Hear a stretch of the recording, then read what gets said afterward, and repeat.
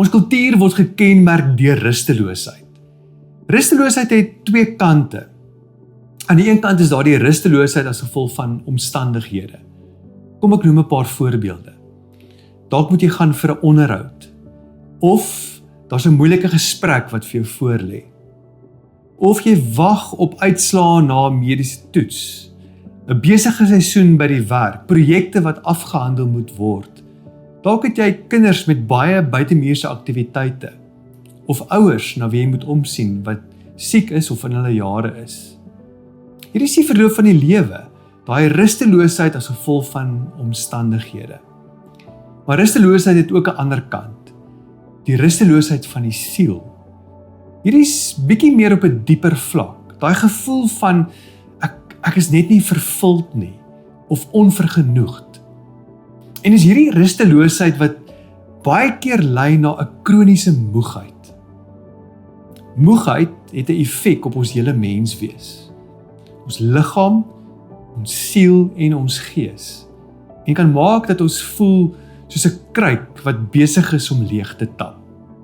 Dit laat dink my aan die Griekse mitologie, karakter met die naam van Sisyphus. Nou Sisyphus is gestraf en as deel van sy straf moes hy 'n groot klip teen 'n berg oprol. Baie moeilik, baie energie wat hy moes insit, het hy hierdie klip opgerol teen hierdie bergtop. Uiteindelik wanneer hy bo kom en hierdie klip net wil oorrol oor die bergtop, glip dit uit sy hand uit en dit rol weer af na die bodem van hierdie bergtop. So moet hy aangaan jaar vir jaar tot in ewigheid. Op en dan rol die klip weer af.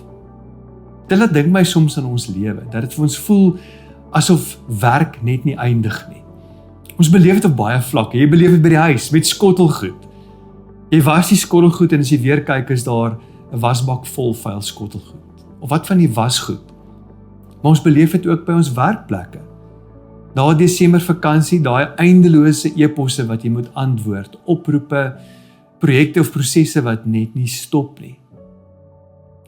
Maar is vir ons wat moegheid in ons lewe beleef, dat Jesus kom met 'n baie groot uitnodiging. Kom na my toe, julle almal wat moeg is en swaar laste moet dra, en ek sal julle lewens verkoop. Neem my juk op julle skouers, kom leer van my, want ek is sag en nederig van hart, en julle sal rus en nuwe moed vir julle lewe kry.